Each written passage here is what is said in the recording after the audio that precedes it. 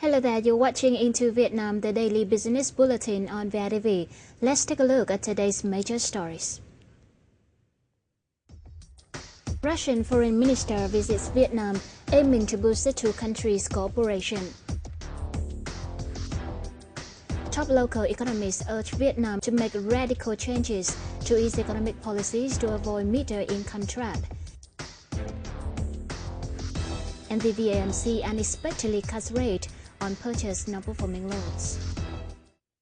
The Russian Foreign Minister Mr. Sergei Lavrov started his two-day visit on Vietnam on April the 16th.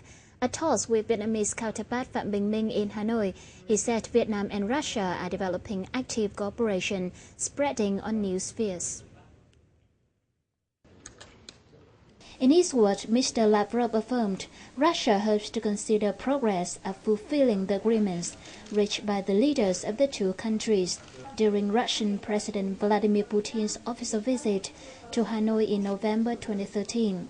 For his part, the Vietnamese Foreign Minister noted the Russian Foreign Minister visit to Vietnam is a good opportunity to discuss all aspects of the two countries' strategic cooperation in new spheres. However, special attention will be paid to major projects in the oil, gas and energy sectors. Hợp tác trong các lĩnh vực, đặc biệt là lĩnh vực dầu khí, năng lượng giữa Việt Nam và Nga đã thu được nhiều kết quả quan trọng, hiệu quả, đem lại nguồn thu lớn và ổn định cho ngân sách của hai nước. Hợp tác trong các lĩnh vực an ninh quốc phòng, văn hóa, giáo dục, đào tạo, du lịch, thể thao đều đạt kết quả ấn tượng. The minister will consider ways of expanding inter-ministerial cooperation for contributing to effective development between the two countries. Talking on Itatas on April the 14th, the Russian Deputy Economy Minister, Mr. Alexei Likhachev, said Vietnam-Russia bilateral trade enjoyed a 3 times higher rate than the world's average, reaching $4 billion in 2013. He said leaders of both sides agreed to raise the two-way trade to $5 billion in 2014. At the press conference to avoid the middle-income trap in Vietnam in Hanoi on April the 15th, most economists agree this can be done via radical changes to the country's economic policies. At the conference, economists said Vietnam's lagging behind regional countries in terms of labor capacity, which is the main reason for its high risk of falling in the middle-income trap. Some even said the country had already been trapped. Middle-income trap is a phenomenon in which an economy quickly loses its steam for development or becomes stagnant after achieving the middle-income level. Vietnam belonged to the second case, as it was listed among middle-income economy in 2010, with the average per capita income of $1,068, rising to $1,960 in 2013. The main reason is the lack of a real market-oriented economy in Vietnam. Achieving a higher growth rate is the only way to avoid the trap. Economists all agree, without radical changes to its management policies, Vietnam's economy will show no improvements. The Vietnam Asset Management Company made an unexpected move when adjusting down the annual rate for its purchased bad debt to 10.7% for Vietnamese dong, 5.2% for USD, and 5.7% for Euro loans. The rate will be applied for non-performing loans that the economy decided to cut the rate for them in the second quarter of 2014. The move follows Circular 19 of the State Bank of Vietnam, requiring the VAMC to consider lowering rate for purchased debt to a reasonable level. It must suit the payment ability of borrowers, the market rate, and the deals with customers. The rate is supposed to be publicized by the company on quarterly basis.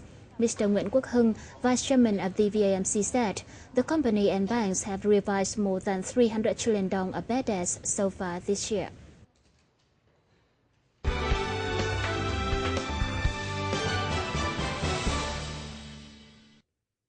According to the State Bank of Vietnam's Monetary Policy Department, loans with interest rates over 13% per year currently account for about 17 to 18% of total loans.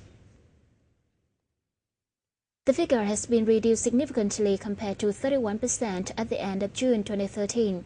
Those loans comprise of mainly consumer loans for items with large depreciation, loans without collaterals of some financial companies, loans in real estate sector with high risk.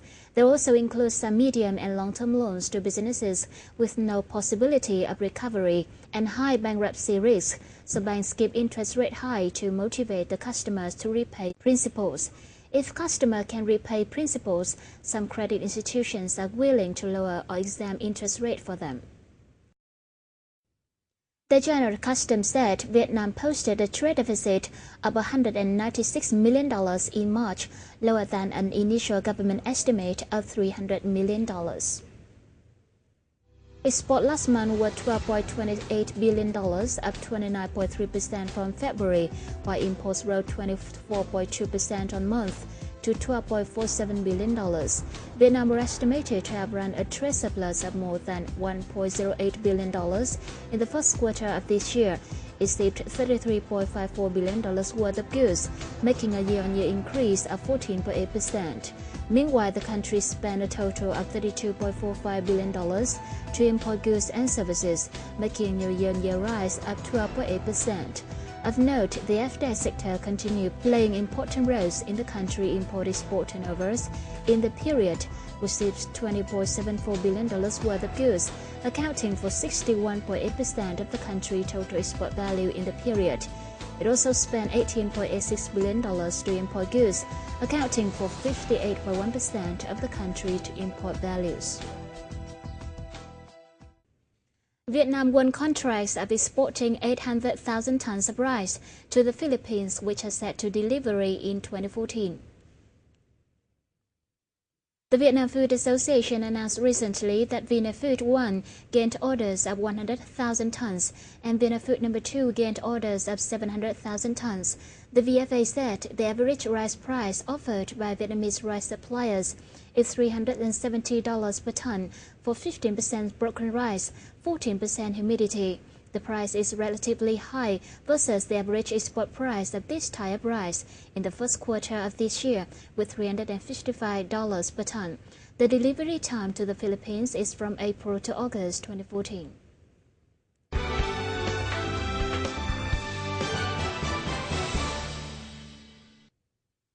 Appreciating the Tourism Demand Stimulus Program 2013, which achieved good results and brought practical values, the National Administration of Tourism requested to extend this program to the end of 2014.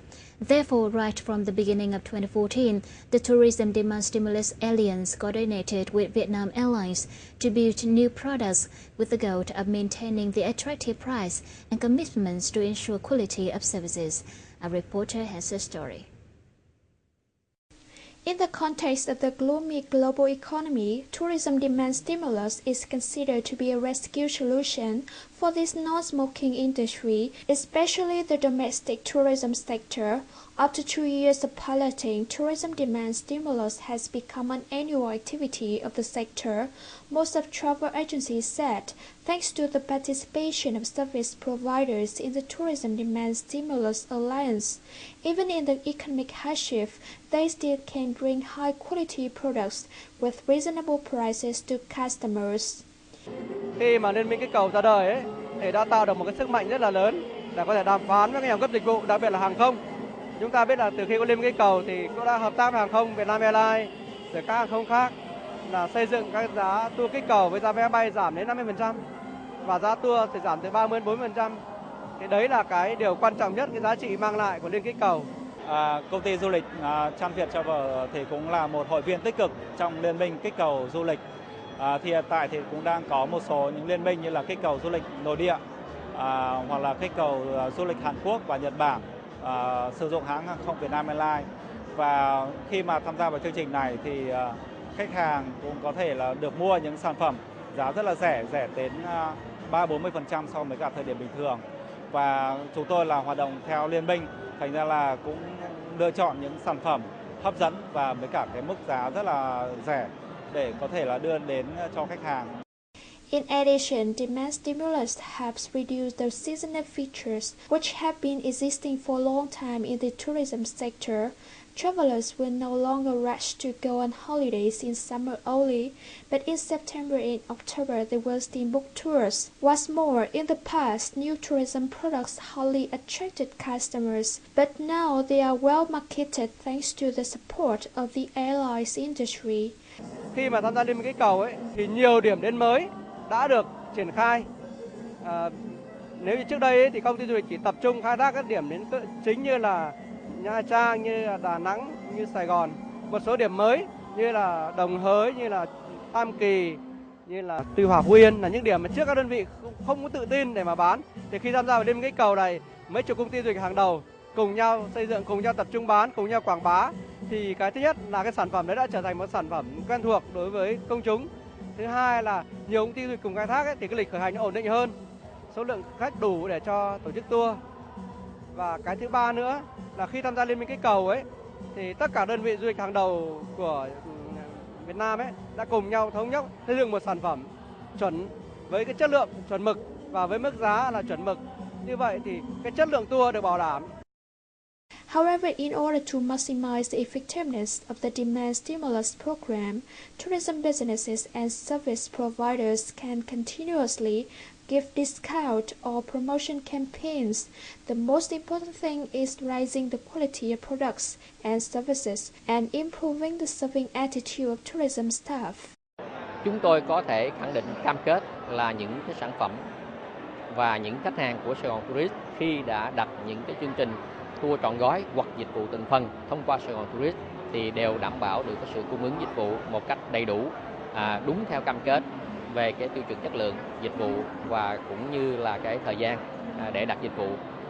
Despite the initial results, some travel agencies say there are still some existing problems in tourism demand stimulus program, such as slow implementation, no detailed direction, and no pressure on participants. Consequently, some service providers in localities just participate in the program for form's sake, and the discounts are not comprehensive and long-lasting among localities.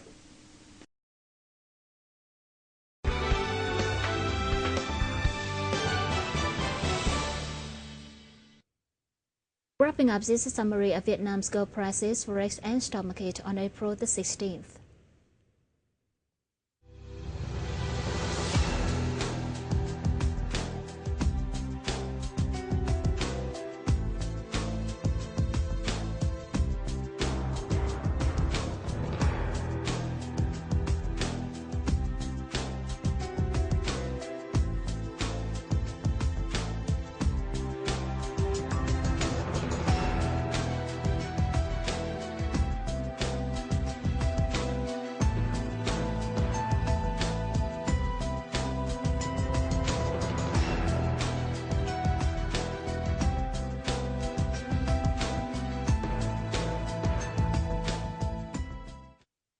That's the end of the series. Thank you so much for being with us. We'll see you soon and goodbye for now.